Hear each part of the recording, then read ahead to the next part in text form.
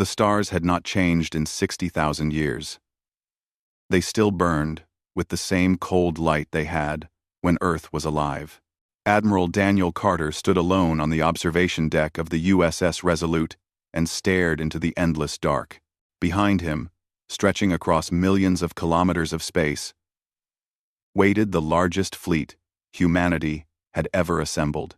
12,000 warships floated in perfect formation, their weapons charged, their crews ready, their hearts filled with a rage that had been passed down through countless generations. Daniel was an old man now.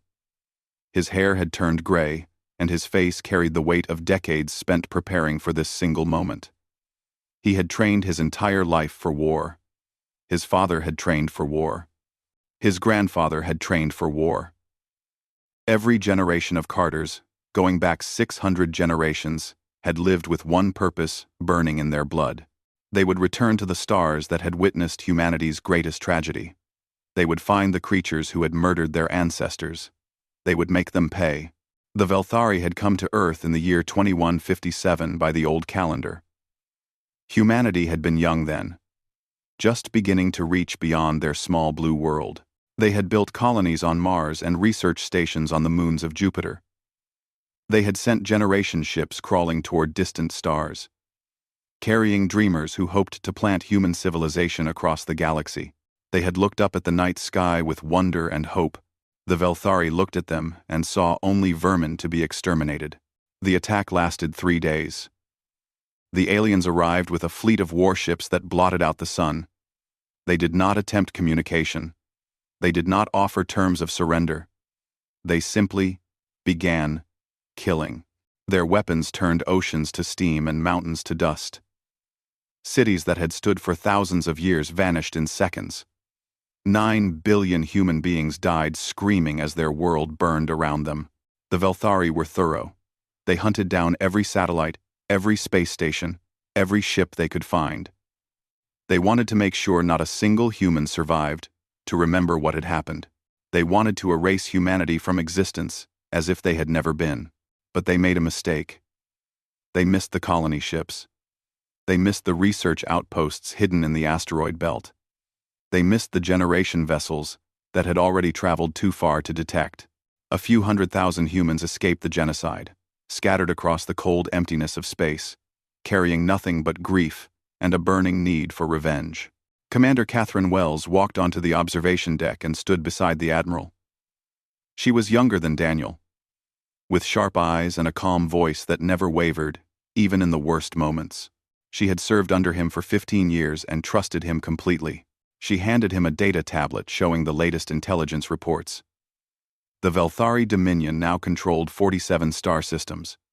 Their population numbered in the trillions. Their military had grown lazy and arrogant over the millennia, confident that no species in the galaxy could challenge their power. They had forgotten about the primitive world they had destroyed so long ago. Humanity was nothing more than a footnote in their history books, a minor cleansing operation that barely deserved mention.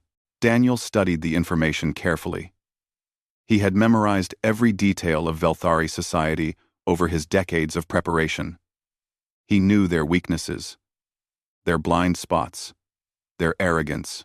He knew exactly how to hurt them. Catherine spoke quietly. She asked if he was ready for what came next. Daniel did not answer immediately. He thought about his grandmother, who had told him stories of Earth when he was a child. She had described blue skies and green forests and oceans that stretched to the horizon. She had wept as she spoke because she had never seen these things herself.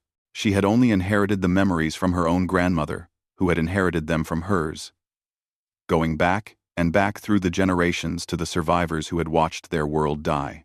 Every human alive carried those memories. They were taught in schools and whispered at bedsides and carved into monuments on every world humanity had secretly colonized. The children of Earth had spread across 17 hidden planets, building their civilization in the shadows where the Velthari could not find them. They had developed technologies that would have seemed like magic to their ancestors. They had built ships and weapons and armies. They had waited with patience that would have been impossible for any species that had not suffered as they had suffered. Daniel finally answered Catherine.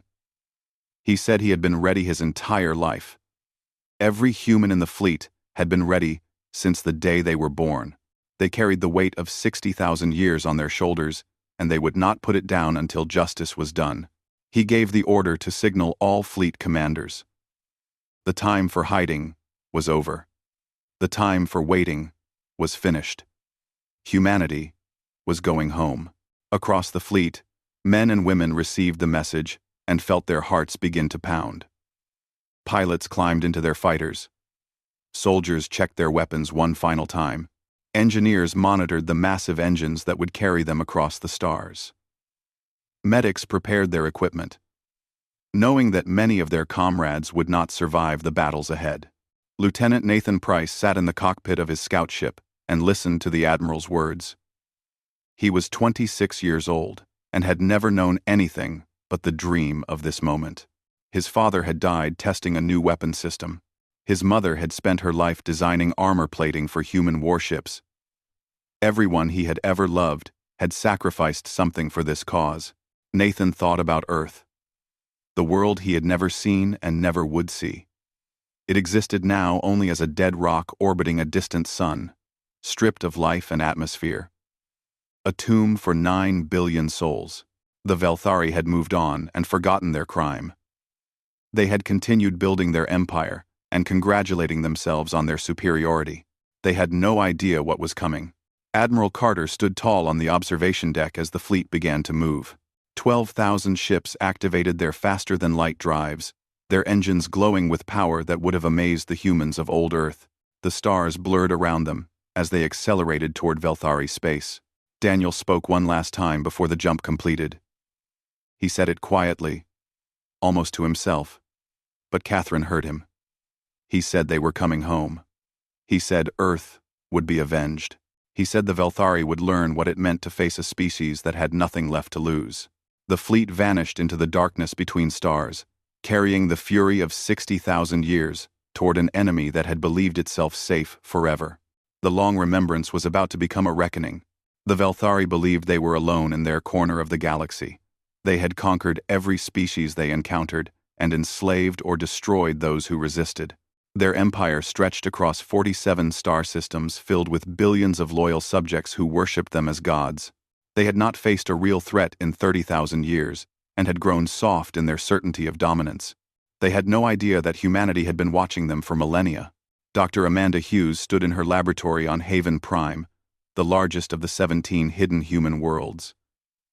She was surrounded by holographic displays showing weapon designs that had taken her team decades to perfect. Her hair was pulled back in a simple knot, and her eyes were red from lack of sleep. She had worked 18-hour days for as long as she could remember, because rest was a luxury she could not afford, not when the fate of her species depended on her success. Amanda came from a long line of scientists. Her great-grandmother had been aboard the colony ship Exodus when Earth burned. That woman had watched through a tiny porthole as her home planet died, and she had made a promise to herself. She would dedicate her life to making sure the Velthari paid for what they had done. She passed that promise to her daughter, who passed it to her daughter, who passed it to Amanda. Now, Amanda held in her hands the weapon that would fulfill that ancient vow. The quantum disruption torpedo could tear through Velthari shields like they were made of paper. It exploited a fundamental weakness in their technology that they did not even know existed. Amanda had spent 30 years developing it, testing it, perfecting it. She had sacrificed her marriage and her health and her chance at a normal life. She had done it gladly. Across Haven Prime and the other hidden worlds, similar scenes played out. Engineers built warships in underground factories. Soldiers trained in combat simulations that recreated Velthari tactics. Intelligence officers studied every scrap of information their spies had gathered over the centuries. An entire civilization had organized itself around a single goal and pursued that goal with patience that bordered on madness. Lieutenant Nathan Price had grown up hearing stories about the early years after the genocide. The survivors had been scattered and broken, drifting through space in damaged ships with dwindling supplies. Many had given up hope and died in the cold darkness. Others had fought to survive, driven by rage and grief, and a desperate need to see their enemy suffer. Those survivors had found each other slowly, guided by signals only human ships could detect. They had gathered on barren worlds, far from Velthari territory, and begun the long work of rebuilding. The first generations lived in caves and ate synthetic food and died young from radiation exposure and disease. But they never stopped working. They never stopped planning. They never stopped teaching their children about Earth and the monsters who had destroyed it. By the time Nathan was born, humanity had transformed into something the Velthari could not imagine. 17 worlds housed a population of nearly 2 billion people. Their technology had advanced far beyond anything their ancestors had possessed. Their ships were faster and stronger than Velthari vessels.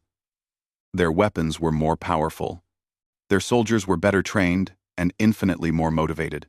But their greatest advantage was secrecy.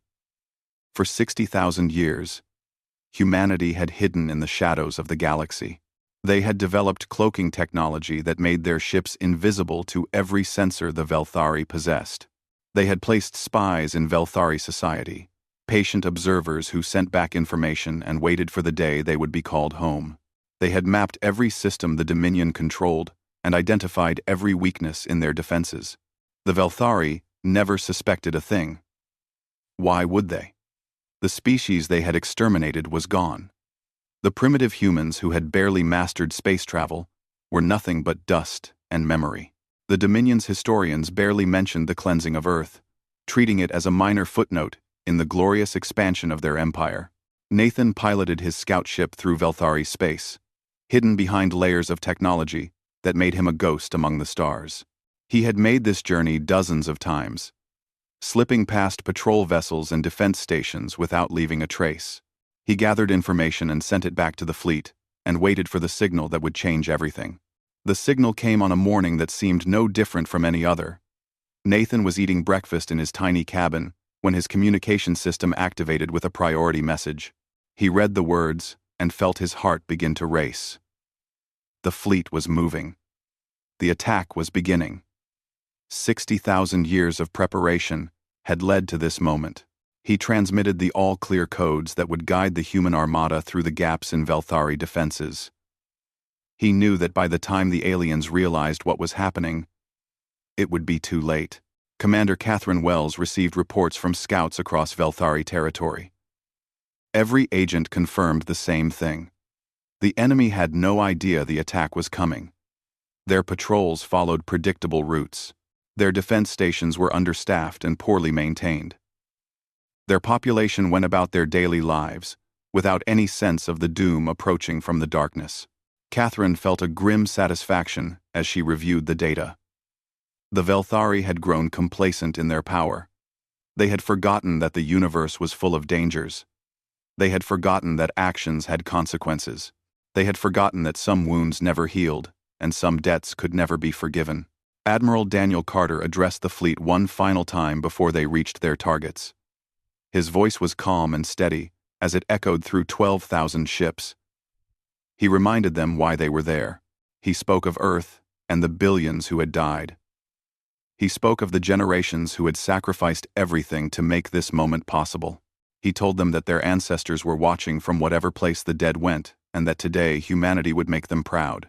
The fleet split into dozens of strike groups, each one heading toward a different Velthari system. The attacks would happen simultaneously, across the entire Dominion. By the time the enemy understood what was happening, their outer territories would already be burning. Nathan Price watched the stars blur around him as the fleet jumped toward its destiny. He thought about his father, who had died believing he would never see this day. He thought about his mother, still working in her laboratory, even as the ships flew toward war. He thought about all the humans who had lived and died over 60,000 years, keeping the flame of vengeance alive through darkness and despair. The ghost species was about to reveal itself. The Velthari were about to learn that some prey could become predators. The galaxy was about to witness the return of a civilization that refused to stay dead. Humanity had come back from extinction, and they had brought hell with them.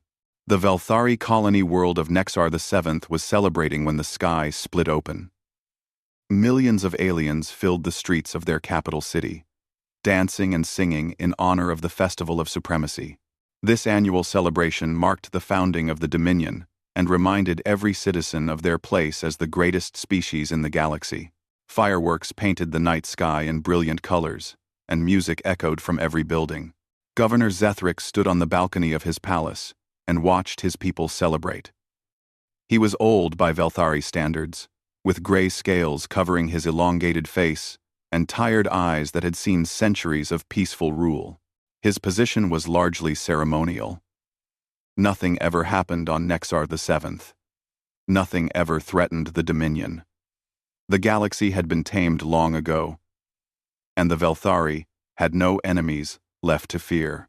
Then the first human ship emerged from hyperspace. Zethric saw it appear in the sky above the city, a dark shape that blocked out the stars. Then another appeared beside it. Then another. Then hundreds. Then thousands. The fireworks stopped. The music died.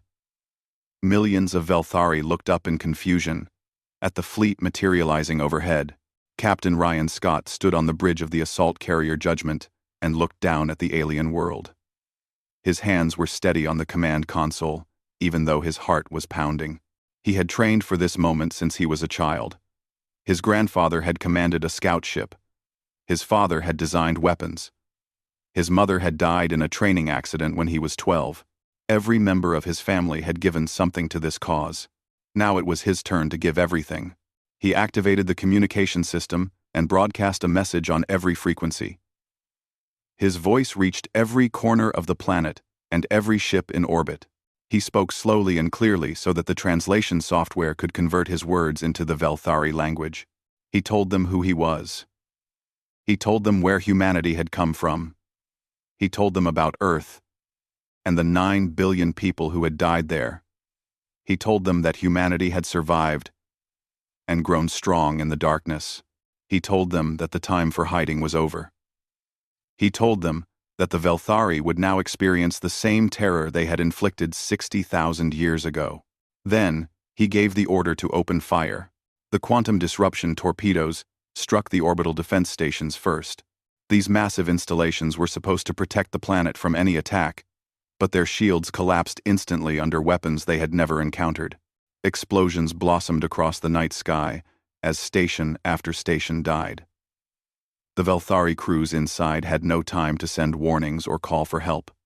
They simply vanished in fire and light. Ground forces landed within hours.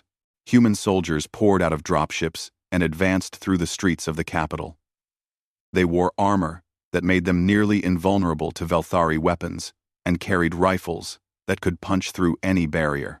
The local defense forces tried to resist, but they were outnumbered and outgunned.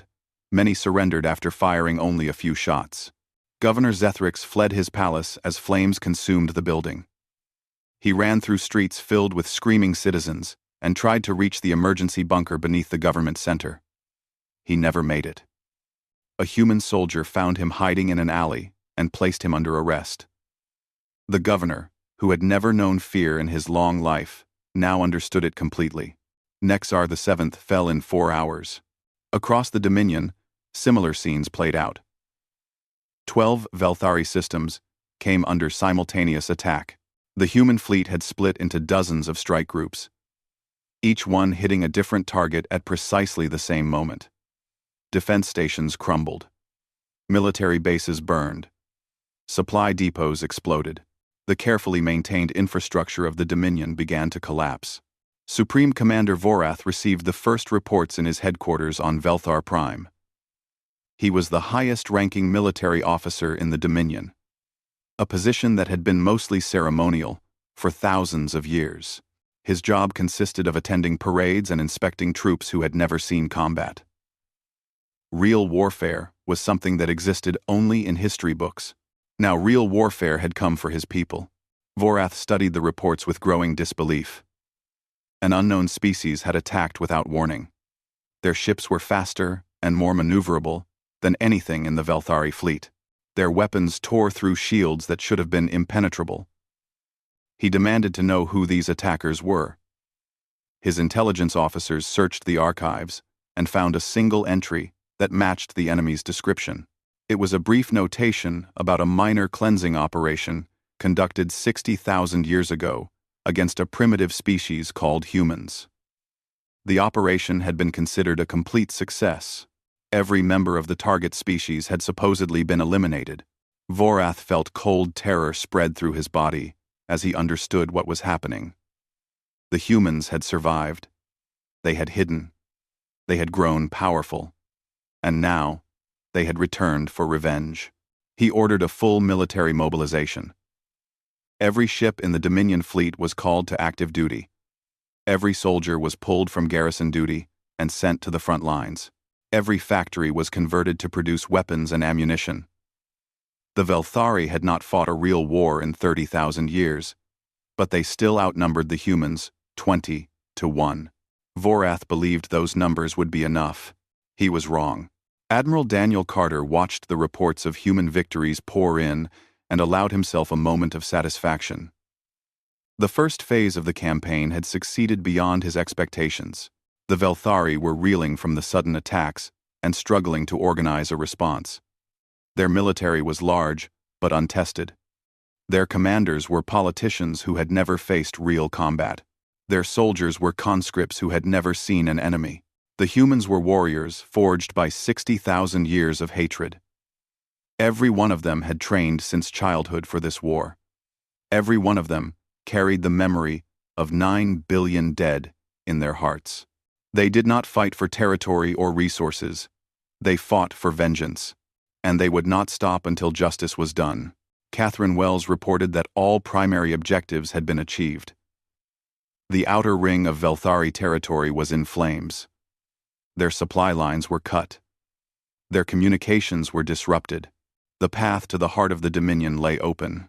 Daniel nodded and gave the order to advance. The human fleet moved deeper into enemy territory, leaving burning worlds in its wake. The war had only just begun. The war entered its third year, and the bodies continued to pile up on both sides. Sergeant Christopher Blake crouched behind the ruins of what had once been a Velthari temple and tried to catch his breath. His armor was scarred from a dozen near misses, and his rifle was running low on ammunition. Around him, the survivors of his squad waited for the next wave of enemy attackers. They were fighting on Velthar 3, the fourth largest world in the Dominion. The initial assault had gone well, but the Velthari had learned from their early defeats. They had adapted their tactics and developed new weapons. They had found ways to counter human technology. The easy victories of the first months had given way to brutal grinding combat that consumed lives by the thousands. Christopher had lost count of the friends he had buried. His best friend from training had died in the second month, killed by a sniper he never saw. His squad leader had fallen during the assault on the capital city. His younger brother had been aboard a destroyer that exploded during a space battle, leaving no survivors. Each loss carved another piece from his heart, but he kept fighting. They all kept fighting, because the alternative was unthinkable. Admiral Daniel Carter studied the casualty reports in his quarters aboard the Resolute. The numbers were worse than he had hoped, but better than he had feared. Human losses had reached 400,000 dead and nearly 1 million wounded. It was a terrible price. But the Velthari had paid far more. Their military had lost nearly 8 million soldiers and over 2,000 ships. The problem was that the Velthari could afford those losses. Their population numbered in the trillions. Their industrial capacity dwarfed anything humanity could match. For every ship they lost, they built 2 more. For every soldier who died, 3 more took his place. The humans were winning battles but slowly being ground down by sheer numbers. Daniel refused to despair. He had known from the beginning that this war would be costly. He had accepted that many good people would die before it was over. What mattered was the final outcome. What mattered was justice for Earth. Dr. Laura Mitchell worked without rest in the medical bay of the hospital ship Mercy. She was the chief medical officer for the entire fleet, responsible for treating the endless stream of wounded that flowed back from the front lines. Her hands had stitched thousands of wounds, and her eyes had watched hundreds of patients die despite her best efforts. Her daughter Nicole served on a destroyer somewhere in the combat zone. Laura had not spoken to her in weeks. Communication between ships was restricted to prevent the Velthari from intercepting messages. Every day, Laura wondered if her daughter was still alive. Every night, she prayed to whatever gods might be listening. She pushed those fears aside and focused on her work. A young soldier lay on the table before her, his legs shattered by an explosion. She worked quickly to stabilize him, knowing that dozens more patients waited for her attention. There was no time for grief. There was no time for doubt. There was only the endless struggle to keep humanity alive long enough to win. Captain Ryan Scott led his assault carrier into battle above the Velthari shipyards at Omega Station. This facility produced a quarter of all new warships for the Dominion fleet. Destroying it would cripple enemy production for years. It was one of the most heavily defended targets in Velthari space. The battle began badly. Velthari defenders had been reinforced with ships pulled from other sectors. They outnumbered the human strike force 3-1. The fighting was vicious from the first moment. Ships exploded on both sides as beams of energy and streams of missiles filled the darkness. The Judgment took a direct hit to its engine section midway through the battle. Fire spread through the lower decks, and emergency systems began to fail. Ryan ordered his crew to abandon ship, knowing that the carrier was doomed. He watched the escape pods launch toward friendly ships and felt a strange sense of peace settle over him. He remained on the bridge alone, guiding his dying ship toward the station's reactor core. The Velthari commanders realized what he was doing too late to stop him. They tried to shoot him down, but the Judgment was already too close. Ryan thought about his family as the station filled his viewport. His grandfather had dreamed of this war. His father had built the weapons that made it possible. His mother had died preparing for this moment. Now he would finish what they started. He whispered 2 words as his ship struck the reactor. For Earth. The explosion consumed the Judgment and Omega Station and 18 Velthari capital ships. It was the single most destructive moment of the entire war. The blast was visible from planets light years away. Ryan Scott became a legend in that instant. A hero whose sacrifice would be remembered for as long as humanity existed. The loss hurt Admiral Carter more than he showed. Ryan had been one of his finest captains, a leader who inspired everyone around him. But there was no time for mourning. The war demanded everything from everyone. Grief was a luxury that would have to wait. The 7th year of the war began, with humanity finally gaining the upper hand. The destruction of Omega Station had crippled Velthari production. The new weapons developed by Dr. Amanda Hughes gave human soldiers decisive advantages on the ground. The endless training and preparation of 60,000 years was proving its worth. Christopher Blake had been promoted to lieutenant and now commanded his own platoon. He had become harder and colder. As the years passed, the eager young soldier, replaced by a grim veteran who had seen too much death, but he had not lost sight of why he fought. Every time he closed his eyes, he saw the recordings of Earth burning. Every time he felt tired, he remembered the 9 billion. The path to Velthar Prime was finally open. The outer systems had fallen. The Velthari fleet had been reduced to a fraction of its former strength. Supreme Commander Vorath had gathered every remaining ship around the homeworld for a final stand. Admiral Carter gathered his commanders for a briefing. He told them what they already knew. This would be the final battle. Everything they had worked for, everything their ancestors had sacrificed, would be decided in the coming weeks. Victory would mean justice for Earth. Defeat would mean the extinction of humanity. There was no fear in the eyes of his officers. There was only determination. They had come too far to fail now. They would take Velthar Prime or die trying. The fleet began its final approach to the heart of the Dominion. The last battle was about to begin. The Battle of Velthar Prime began on a morning that would be remembered forever. Admiral Daniel Carter stood on the bridge of the Resolute and watched the enemy homeworld grow larger in the viewport. It was a beautiful planet, with blue oceans and green continents, and white clouds swirling in delicate patterns. It reminded him of the recordings he had seen of Earth before the destruction. He felt no sympathy for the billions of Veltari living on that world. Their ancestors had shown no sympathy for humanity. They had murdered 9 billion people without hesitation or remorse. Now their descendants would learn what it felt like to face extinction. The human fleet numbered 8,000 ships. They had lost nearly a third of their original force during 7 years of warfare. But every remaining vessel was crewed by veterans who had survived the worst fighting the galaxy had ever seen. They were not afraid of the Veltari armada waiting for them. They had come too far to feel fear. Supreme Commander Vorath had gathered every ship the Dominion still possessed for this final defense. Nearly 15,000 vessels formed a wall of steel and fire between the humans and the homeworld. It was the largest concentration of military force in Veltari history, assembled to protect the heart of their civilization. Vorath watched the human fleet approach and felt something he had never experienced before. Doubt. His people had ruled the galaxy for millennia. They had crushed every species that dared to challenge them. But these humans were different. They fought with a fury that seemed to transcend normal warfare. They did not seek territory, or resources, or power. They sought something far more dangerous. They sought revenge. The first shots were fired at exactly noon by human time. Daniel had chosen the moment deliberately. Noon on Earth had been when the Veltari attack began 60,000 years ago. Now, humanity would return the favor at the same hour.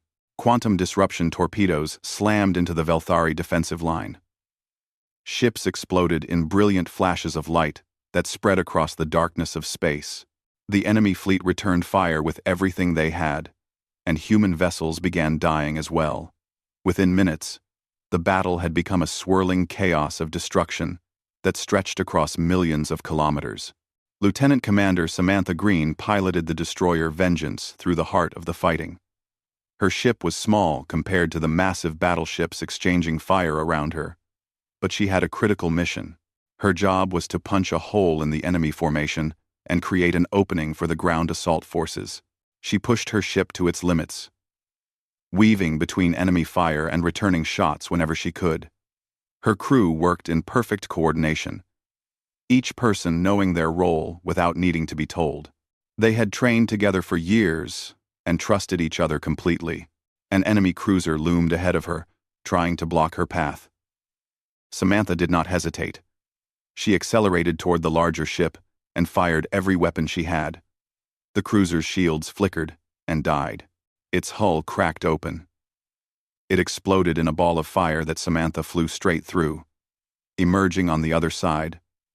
With her ship scorched but intact, the gap in the enemy line was open.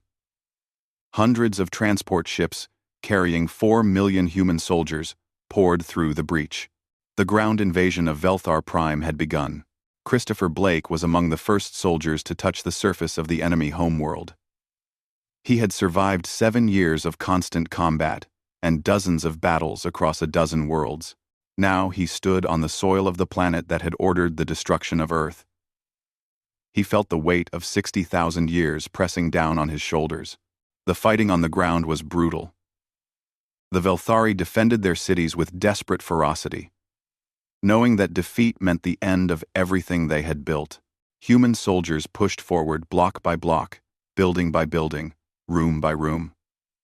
The casualties on both sides were staggering. Christopher led his platoon through the streets of the capital city. They fought for every meter of ground, taking fire from windows and rooftops and underground bunkers. He watched soldiers who had been at his side for years fall and never rise again. He kept moving forward because stopping meant dying. In orbit, Admiral Carter faced a decision that would determine the outcome of the battle. The Velthari flagship was making a final stand directly above the capital, preventing human ships from providing support to the ground forces. The Resolute was the only vessel close enough to engage. Daniel knew his ship was outgunned. The enemy flagship was twice the size of the Resolute and carried more weapons. A direct confrontation would likely end in his death. But there was no other choice. His soldiers on the ground needed support or they would be overwhelmed. He gave the order to attack. The battle between the two flagships lasted for 6 hours. The Resolute took hit after hit, losing sections to fire and explosive decompression. Crew members died at their stations. Systems failed one after another. But Daniel refused to retreat. He pressed the attack with everything his ship had left. The turning point came when Dr. Amanda Hughes activated her final creation, a weapon that could destabilize the artificial sun, powering the planetary shields. She had spent her entire life building this device and had traveled to the battle aboard the Resolute to see it deployed personally. The weapon worked perfectly. A beam of energy struck the orbital power station and caused a cascade failure. The shields protecting Velthar Prime flickered and died. The planet lay exposed and defenseless. Vorath watched his shields fall and knew the war was lost. His flagship was crippled and burning. His fleet was scattered and retreating. His homeworld lay helpless before the human armada. He had failed his people completely. He ordered his remaining ships to surrender. There was no point in further resistance. The Dominion was finished. Admiral Carter accepted the surrender with quiet dignity. He did not gloat or celebrate. He simply acknowledged the message and ordered his forces to cease fire. The battle was over. Humanity had won. Daniel broadcast a message to the population of Velthar Prime. He told them that their military was destroyed and their empire had fallen. He told them they would be allowed to live because humanity was not like the Velthari. They would not commit genocide against a helpless population. They would not murder billions of innocents. But they would remember. They would remember Earth. They would remember what happened when they tried to destroy humanity. They would remember this day for as long as their species existed. Daniel paused before speaking his final words. He said humanity had waited 60,000 years for this moment. They had suffered and sacrificed and never forgotten. Now, justice was done. The debt was paid. Earth was avenged. He ended the transmission and stood alone on his damaged bridge. The cost had been terrible. Millions of humans had died during the long war. Entire worlds had been devastated. Families had been shattered. Friends had been lost. The weight of those losses pressed down on him like a physical force, but they had succeeded. The children of Earth had kept their promise. They had returned from extinction and defeated the monsters who had murdered their ancestors. The galaxy would never forget what humanity had accomplished. 300 years later, a memorial floated in the empty space where Earth had once orbited the sun. Ships from across human civilization made pilgrimages to this sacred place. They came to remember the world they had lost and the price they had paid to avenge it. The monument bore a simple inscription carved into eternal stone. 9 billion souls. 60,000 years. We came home. Christopher Blake, now an old man with white hair and weathered skin, visited the memorial in the last year of his life. He had retired from military service long ago, but had never stopped thinking about the war. The memories haunted him. They always would. He floated before the monument and thought about all the people who had given their lives for this cause. His brother, his friends, Ryan Scott, millions of others whose names filled monuments across human space. They had sacrificed everything so that humanity could survive and flourish. Christopher placed his hand against the cold stone and whispered a prayer for the dead. Then he turned his ship toward the stars and flew home. The war was over. The future belonged to the living, but humanity would never forget. That was the lesson they had taught the galaxy. They would never, ever forget.